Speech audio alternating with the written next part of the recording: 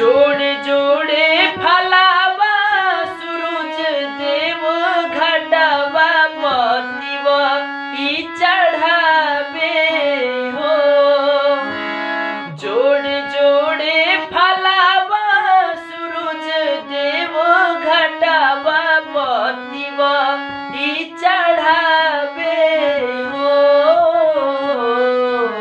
जल बीचे खड़ा होई दर्शन लायसा लगावे हो।